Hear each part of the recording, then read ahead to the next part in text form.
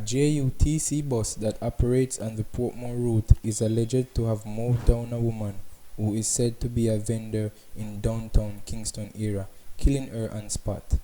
The deceased is an identified woman who is said to operate a handcart on Harbour Street or close to the Digicel headquarters in downtown. It is unclear whether she was going home or her cart was hanging out on the road when the incident occurred.